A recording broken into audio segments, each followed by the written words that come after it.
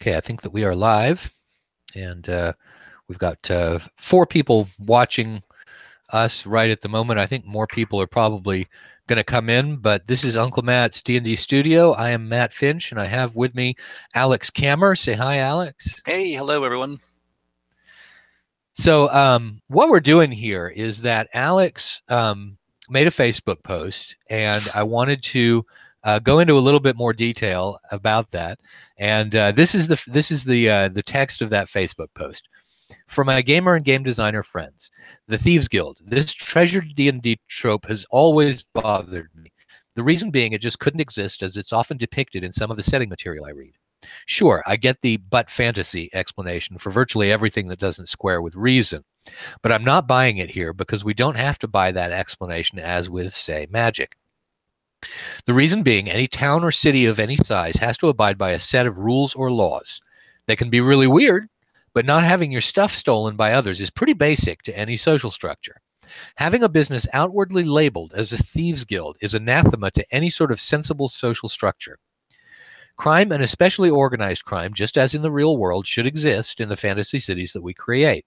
However, a criminal organization should have some sort of front to at least pay tacit homage to these rules. So sure, while everyone can know that the Fishmongers Guild is just a front for a criminal gang, a font for lots of thieving, assassinations, or whatever, it at least is something that could really exist. So unless you are building a truly lawless outpost where thieves are one of the lesser concerns, plunking down a building in a fantasy city and labeling it as the Thieves Guild is lazy design. I mean, any self-respecting criminal would want some sort of front or cover. They would not want to work in a business with a Thieves Here sign out front. Come on, people, we're better than that. Rant over, carry on. Okay. Well, it's well written. I'm impressed. I'm proud of myself. It is. That was well, if erroneously put forward.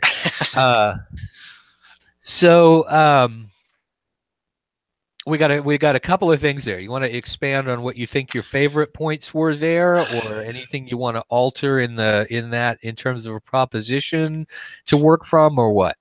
No, I don't know. I don't back from any of those comments. Although I would maybe, since we're not constrained by type here in a social media setting, I can maybe offer a little more background to my thinking on that front. Let's do that. Yeah. You know, anytime we discuss pieces of a hobby that we all love so much, and Matt, you and I we're postured as debating here, but you and I could not be more closely aligned in all this stuff, although we can sort of create these little distinctions. But man, I mean, when it comes to the AD&D and the importance of my life and how much it means to me, and the sentimentality that's attached to it, I think it's always difficult for people, especially myself, because I feel so strongly about AD&D, to divorce my sentiment from my objectivity when I discuss these things, especially the tropes that we hold so dearly in fantasy gaming and Dungeons and Dragons specifically. I mean, you've seen my game room. I have a vast collection of first edition materials. They're just so important to me. But that said, I think now as a 30 years, almost 40 years later, I'm writing D&D and I'm thinking about these things, and I always try to think when I'm writing things for the 3 to 5 people out there who actually read the things I write. Is this logical? Is there internal consistency?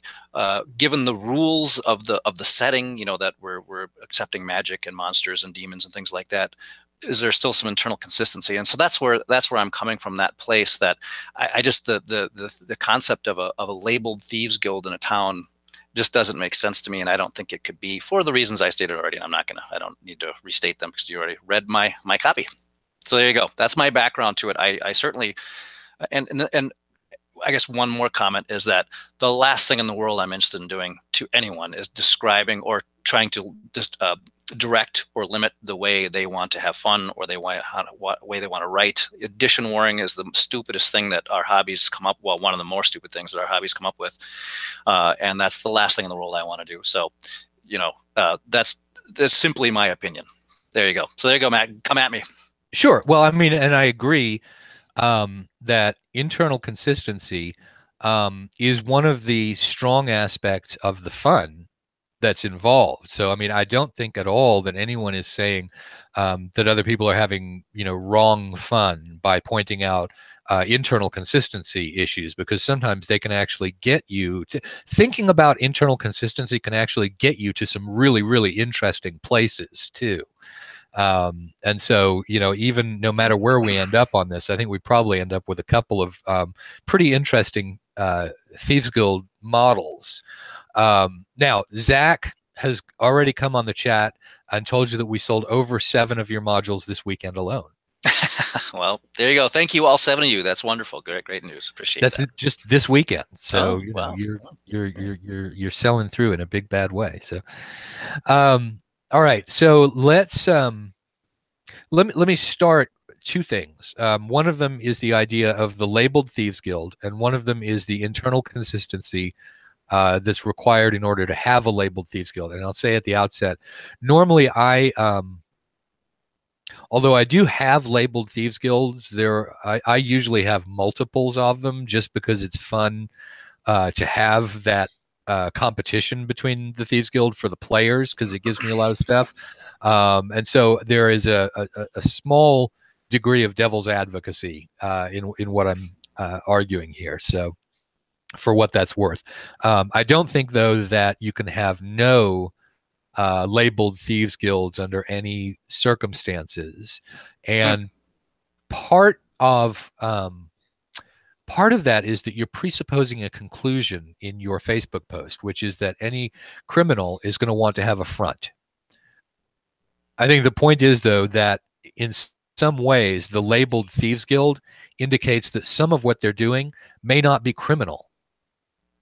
And if that's the case, then you all, right away begin making the case for a Thieves Guild. And so I've got lots and lots of them that are potential developments for Thieves Guilds. And are we in a place where just providing counter examples is going to do it? What's your thinking on that?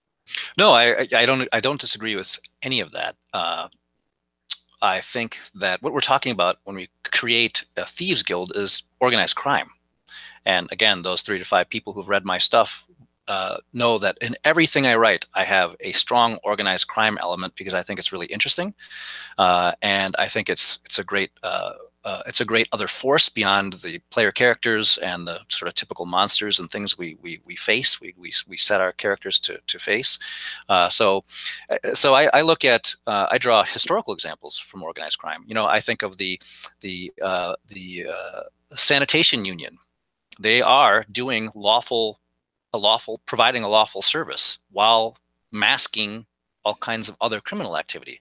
So if that's what you're talking about as your model of a Thieves Guild, I agree completely. That's exactly what I mean. See, I'm also thinking about what is a guild? Guilds arose in the Roman Republic and rose to prominence in the 12th and 13th century. And so you have merchant guilds and craft guilds.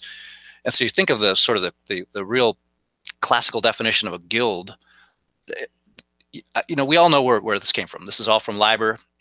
Gary Gygax was a big Liber fan. That's why it entered to the deities, demigods. That's why it's in the player's handbook. And if you read, and I've read Liber stuff, and I loved it. I thought it was great too. But Kammer is a odious, sprawling, lawless, chaotic city, and because of that, the setting he built there, it made more sense to have an outward-facing Thieves Guild. That's all I'm saying. When you talk about a classic medieval town, where there are things like districts and shopkeepers and merchants and so on, I just don't think there could be an outward-facing Thieves Guild labeled as such. Can there be Thieves Guilds meaning more subtle organized crime? Absolutely, and there should be, because that's great storytelling. So I don't know if we really are disagreeing here, Matt. Oh, yeah, we're totally disagreeing. I was just letting you work out the thing. Well, what I'm talking about is a building that's got Thieves Guild written across the front of it. Because for another thing, the video would be boring as hell if we were just here agreeing. So I'm going to defend the proposition of the building labeled Thieves Guild, and you mentioned the classic medieval 13th, 14th century city, and we can even go there. So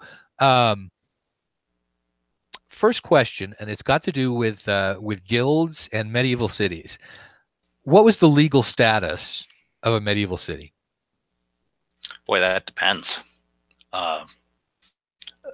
Some were independent city-states, some were recognized by a greater regional power as having the equivalent of a vote on a council. I mean, that's a vast question there, Matt. I can't answer that with. No, there's right. There's a lot of variation there, but the common model and the one that it didn't start in the Roman era, but it was pretty firmly in place in Western Europe, was the idea of a chartered town. Because the idea was that everything was covered by feudalism, and in order to have people who were outside feudal rules, that you would get this charter for the town, usually from the king, but they were profitable enough to come from a baron as well sometimes. And so you did have sort of levels of these charters. And in those charters, they were legal documents, a lot like contracts, and you had lots of very bizarre things happen in them. So, for example, let's say that there's a monastery pre-existing in the area where the city is going to develop. And so in the charter, you would have the lands of the monastery accepted from the city's charter. The city itself would not govern the monastery. Or if there were a feudal grant somewhere in the city, it wouldn't cover that. Or if a city expanded into other boroughs, you may see it surrounding some sort of other political entity, probably not another city, because they wouldn't put them that close together. But you do see a very odd pattern of jurisdictions in medieval cities, right? I think there's a bar in London that is exempt from London law because of one of those things. Sure. England is full of that sort of stuff. The whole concept of the charter, obviously starting from the Magna Carta moving forward, the licensure required to sell ale is a very interesting history in and of itself for that exact reason. So anyway, I'm sorry, I didn't mean to sidetrack. No. I mean, it's not going to be interesting if each of us talks for 30 minutes and then the other one jumps in. So feel free to jump in anytime. Now, so I think you have just agreed that there's the possibility of a jurisdictional sanctuary. I do. I agree. Okay.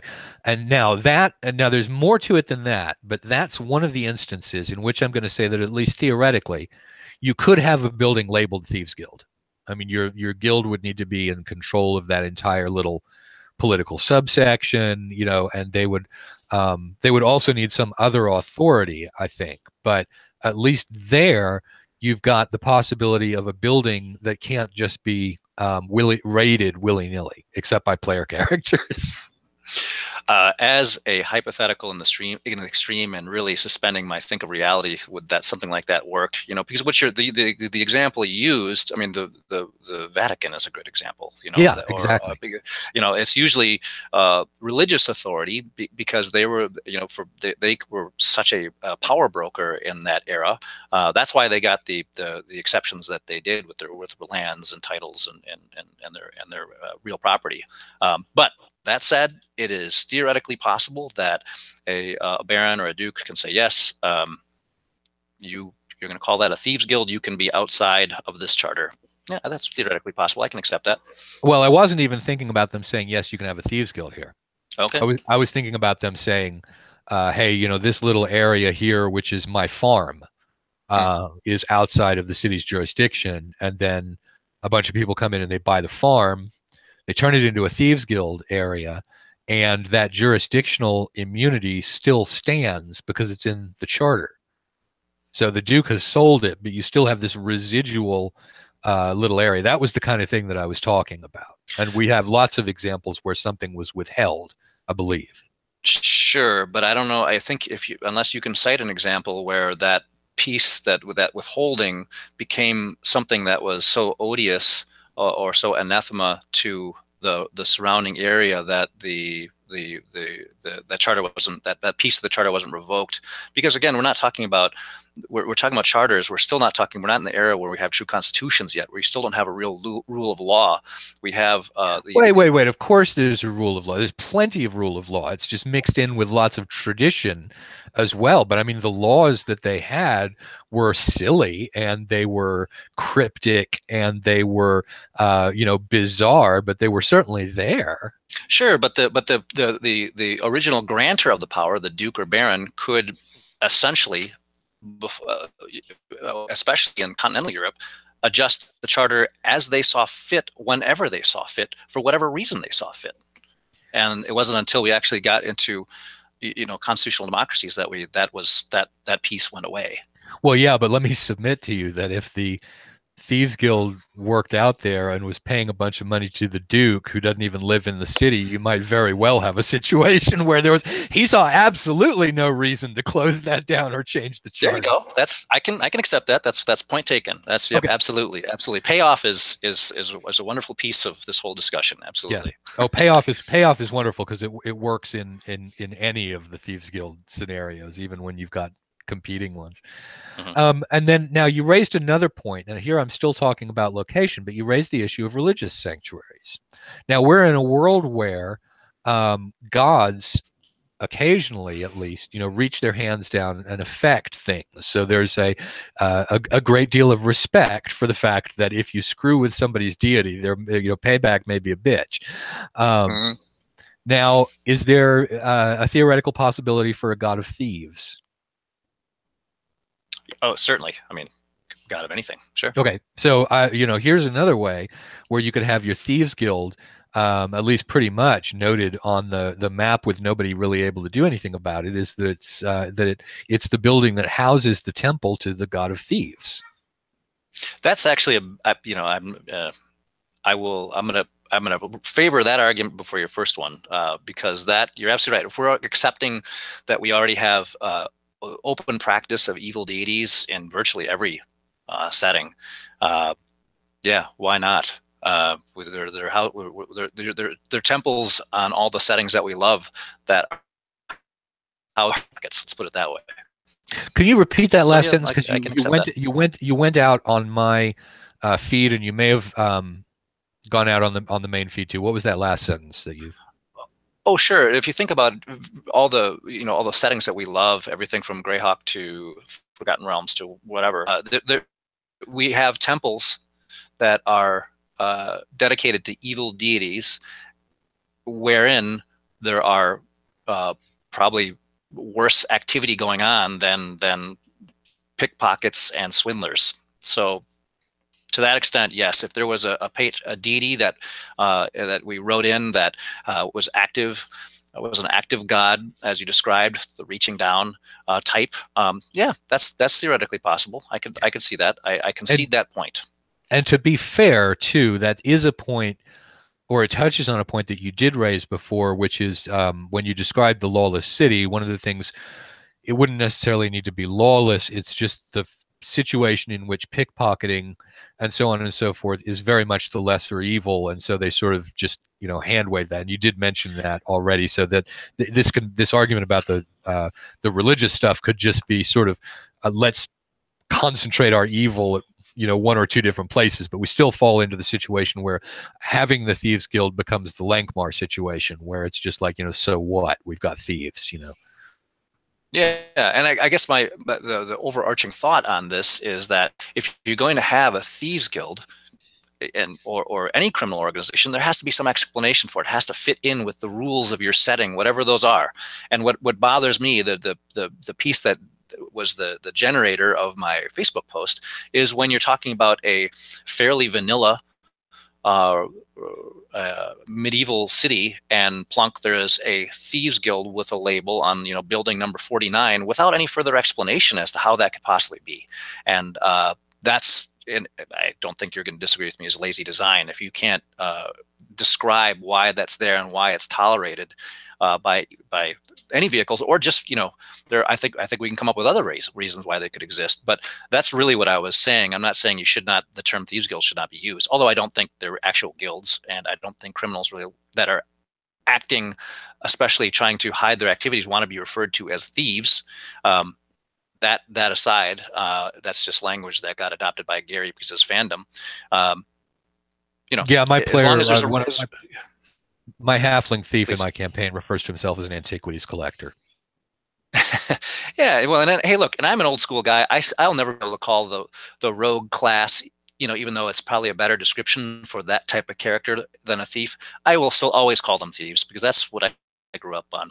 Yes, one of my favorite thieves or rogues was an import exporter that I ran for years, and I love that guy and the things he was doing. Yes, absolutely, he would have been very upset to be suggested he was a thief, but there you go. So let me step back, because you said that you figured that I would agree with you that it is lazy design not to provide the explanation for the Thieves Guild, and I do agree with you on that. I think that it's unusual enough, certainly unusual enough, to have a building labeled Thieves Guild, that if you're going to do it, you better explain why. And frankly, if you're doing a city where you're labeling a Thieves Guild, you're also losing a tremendous opportunity to add depth to the city if you don't explain what it is that your Thieves Guild does. Because if it is integrated with stuff, that's fascinating. How is it, that it does? You had also mentioned that there needed to be, I guess, some sort of other authority that was involved in terms of how it blends in with the rest of the legal structure, because it's not enough to just have your location. Obviously, the city guard could utterly surround your location and kill anybody coming out of it if they were upset about your sending thieves out of jurisdiction to go and do stuff. Now, and I thought about a couple of different things. One of them is the and I'm not sure whether it really falls into your category or not, but I think it falls into mine. And once again, I sort of had my mind on medieval charters, and so I dreamed up a situation for a counterexample that once again, you have a city charter, and you have a city charter in which the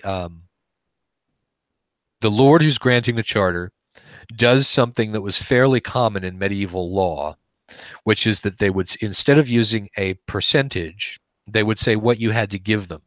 So you might have something like, the city will pay, 1,000 silver pieces per day, into my treasury. And then the king suddenly debases the currency, and 1,000 silver pieces is worth very, very little. And the city turns around and says, boy, our people are not being taxed, basically. But we're not allowed to collect this tax. We're only trade. We're not allowed to collect a land tax. And it struck me that in that situation, what they might do is what I think we now call an extra governmental authority. And that would be establishing a recognized group of people to non-violently collect taxes from everybody through what's basically an extortion racket, which is how taxes, function anyway.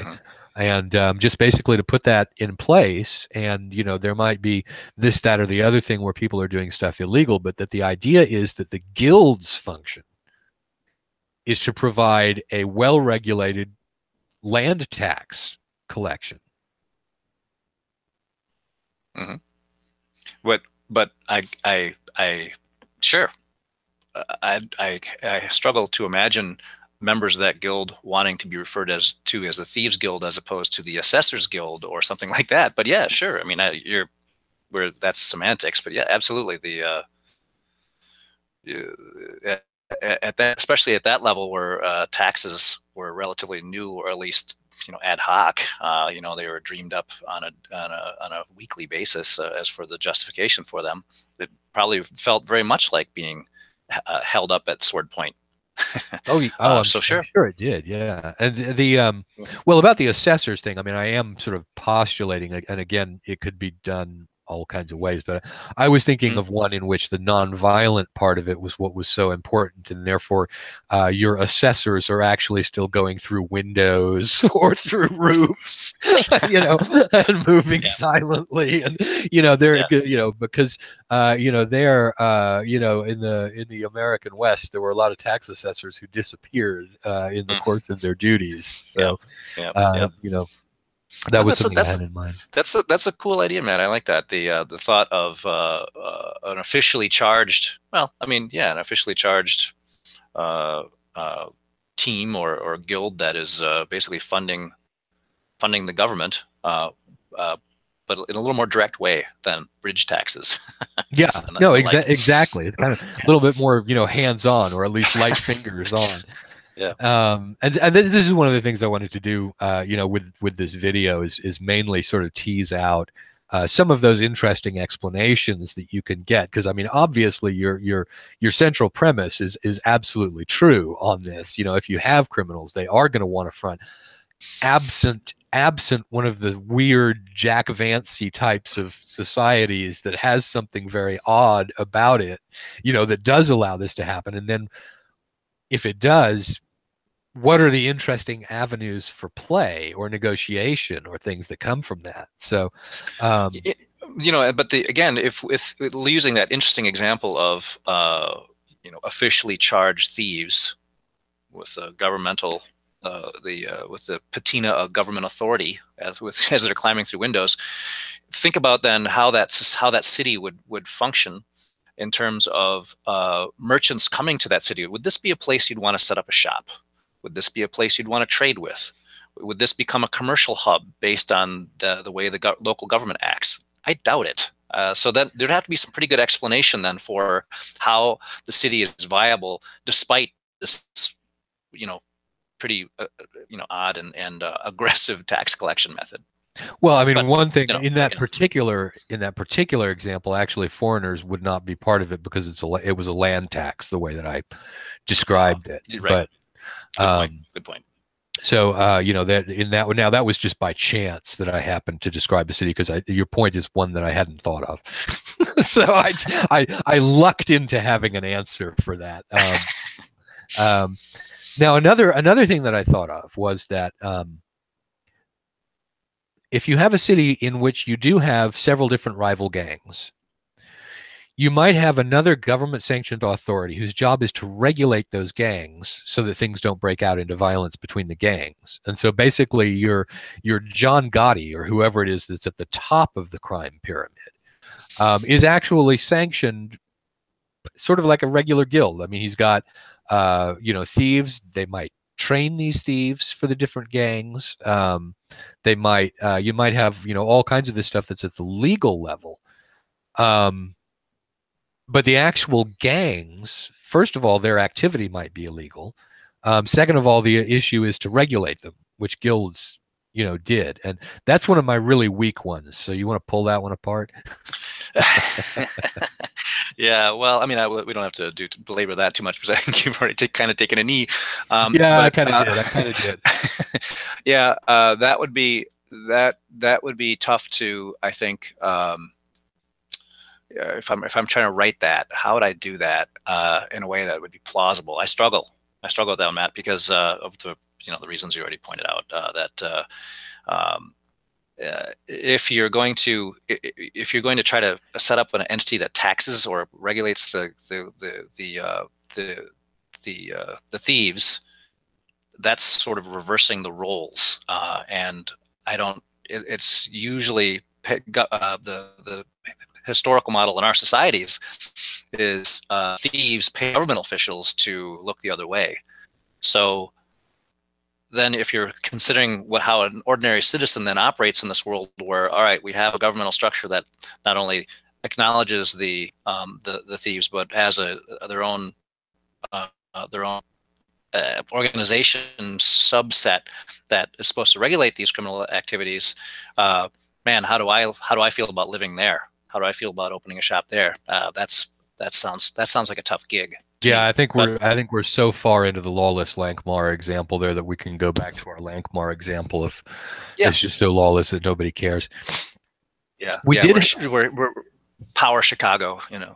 Yeah.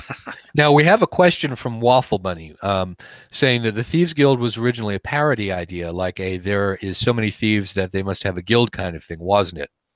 And I think the answer to that is actually no. I think the idea for it originally came from a guy named Fritz Leiber, who published some very famous short stories, all of which were swords in something or other. And in one of those books, there was a story called Ilmet in Lankmar that very clearly describes the existence of a thieves guild. In fact, the two guys go and rampage through it, knowing exactly where it is, and it clearly has some sort of institutional reality. It's not 100% clear. They may have known where it was because they were thieves, but it came from there into where in the rules people talked about having a thieves guild in a city, and then that's as D&D became self-referential, that concept of a thieves guild sort of grew out into the more unrealistic areas. But it wasn't. Absolutely. I don't think it was. I could almost remember the name of the street that it was on, you know, because it was a location in that story. You're absolutely right. I think they lived on the street of Silver Eel. Oh, that sounds. Oh, you're right there. That might be. You know, it's been a few since I've read that stuff. Or that may actually. I think that may have been the bar they were drinking at. I think that was the bar they were drinking at while their girlfriends were killed, and then they had to go after the thing. Yeah.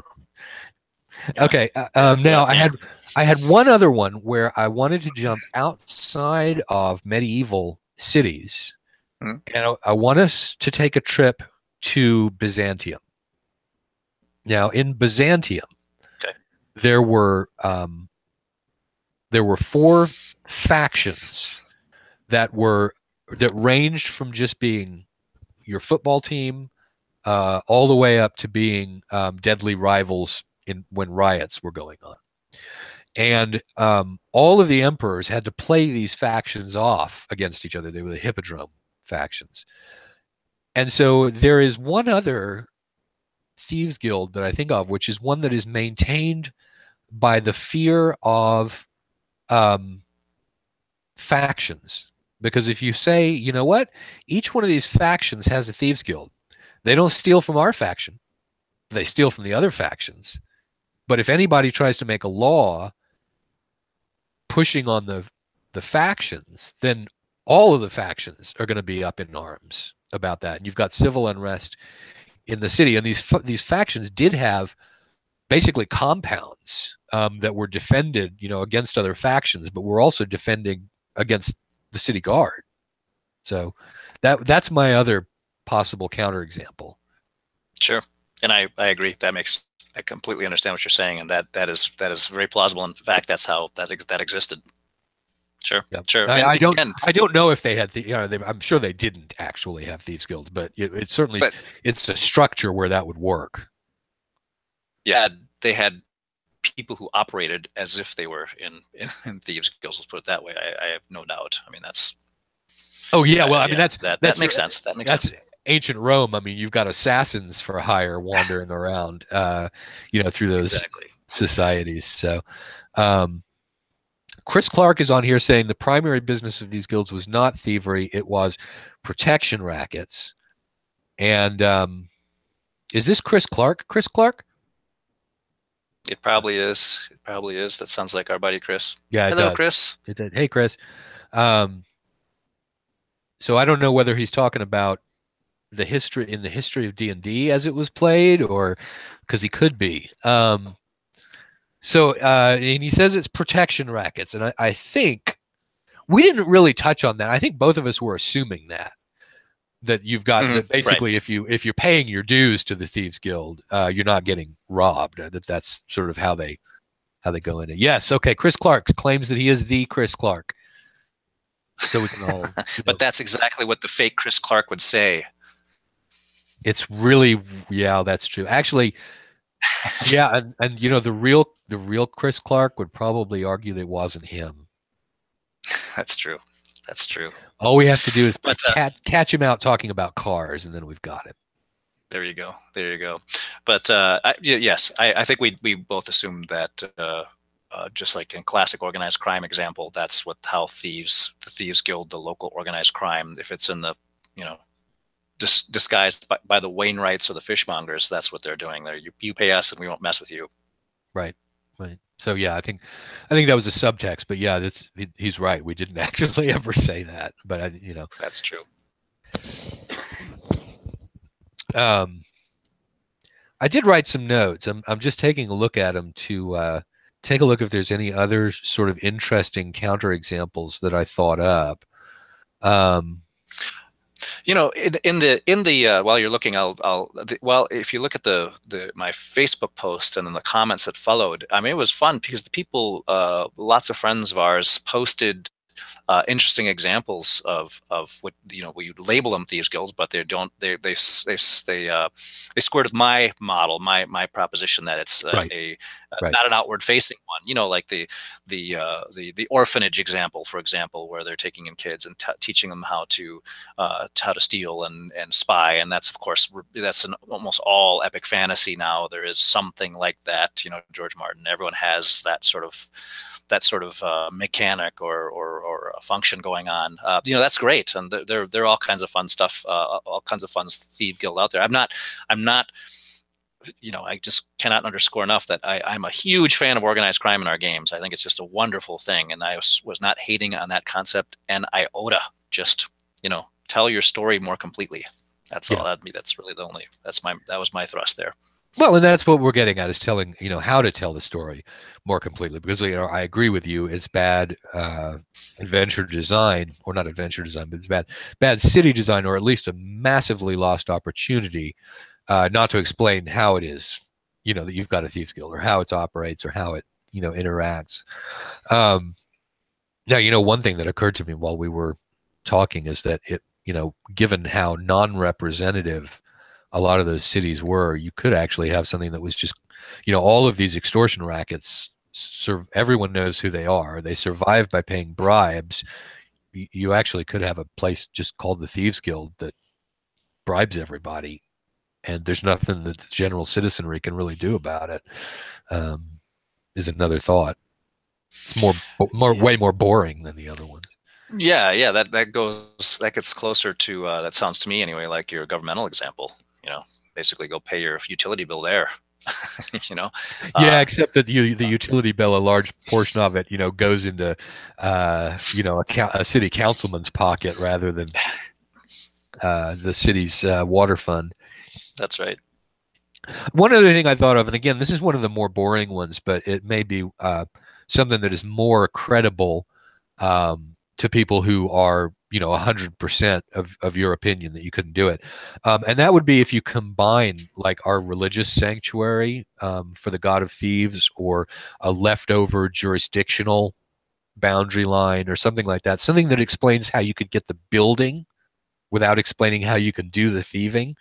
But that way you can hang out your shingle, and then if what you're doing is operating in a regulated fashion, your extortion racket, and you're paying taxes, this is just a step onward from the idea of actually collecting city taxes. Is just, yeah, these guys run an extortion racket. They pay their taxes.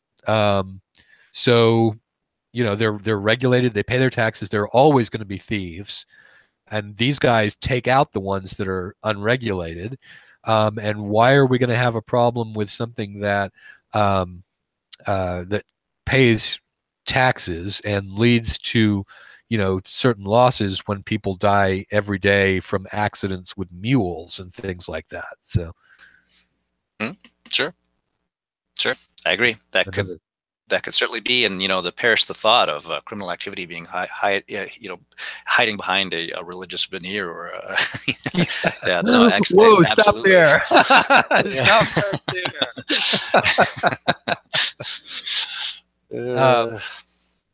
Okay. I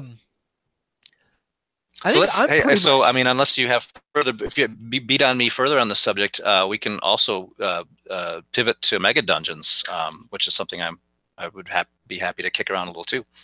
Let's do another video on Mega Dungeons, just because I didn't Okay. really say to people, "Hey, this is the one about Mega Dungeons." You know, we'll do another Okay.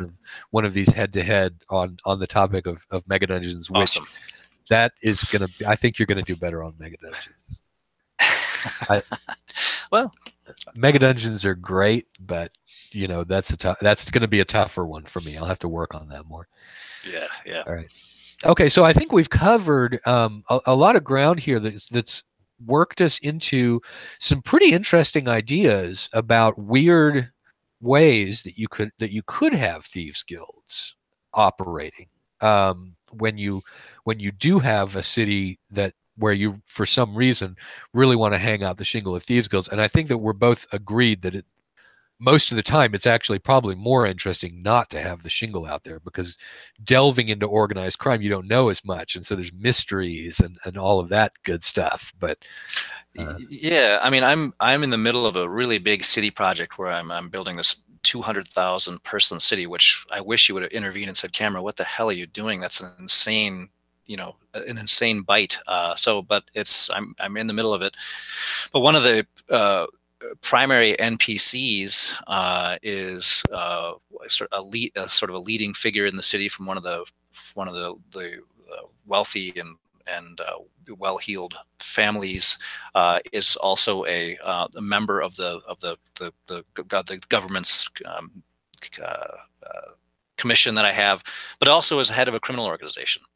And I find that sort of stuff fascinating and great for our games, to have the interplay and the relationship between the governmental structure, the organized crime, and then of course all the other elements that are awesome about D&D and fantasy role playing. So gosh, I love the more subtle and the more tendrils that there are in especially urban society about payoffs and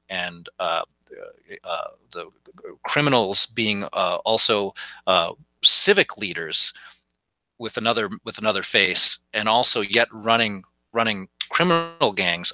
I love that stuff. And again, if that's my stuff is replete with that. So I love that aspect of design. And Machiavelli said every government begins with a crime. I love that. Yeah. And one of the interesting approaches I think people can take is that if they think their thieves guild ought to be trying to take over the town, is to take a look at Machiavelli's The Prince and realize how unbelievably free for the taking these city-states were. And right. And I would say, why would you want to do that? You'd be a reduction in pay. By being the thieves guild, you're fine right where you are. Yeah. If you're operating as a successful thieves guild in the city where you're tolerated and you have a good cover, why would you want to take over the process of running the city, unless it's because that you're likely to get a pay cut as a result. I think your net profits would go down. But, yeah, maybe if you had a working thieves guild. If you didn't, you might be trying to take over the town by having a thieves guild, and then follow the whole all of the rules about put somebody in charge, who's an absolute tyrant, kills all your enemies, and then you knife him and leave him in the square to show what a good guy you are, and all of that good stuff from Machiavelli. No. Yeah, no, that's good. Anyway, I think that we are about done. I don't have a thing that tells me how long we've been on, but about 45 minutes. Okay. I thought we'd be on longer than that. Do you have anything else about thieves guilds? Yeah, not really. I mean, I just it's one of those terms. It's now a term of art that may not be perfect, in describing what we're doing. And, so I guess don't fall for the term of art and think you should plunk it down and call it thus. It means a lot more than simply a guild where thieves are. It means all kinds of things to all kinds of people. And with good design, it can be a wonderful thing to drive stories in your setting. So Liber gave us that, and Gary put it into the rules that we love so much. And, but, again, there's a lot more to the term than those two words. Again, I very much agree that even though I think you can have And it's interesting to postulate what it would look like, even though you can have a thieves guild that is, overtly named a thieves guild. I am in agreement with you that you generally get more interesting results in terms of interesting play, interesting things for the characters to get into if you don't have a very obvious thieves guild in there. If they have to actually dive in and get information about the criminal underworld, you get a lot better adventure. So, I mean, I'm not saying that the thieves guild is the optimal resource for the game by any means. I think it's an inferior one, but I certainly think that you can have them. And I concede that. I certainly concede that, Matt, my friend. You're well argued. Okay, awesome. I'm the winner. Just like that. All right, cool. Well, okay. So, all right, say goodbye to everybody, Alex, and we'll. Bye. Thanks for listening, peeps. All right, and I'll do my sign-off line of whatever kind of Dungeons and Dragons it is that you play. Imagine the hell out of it.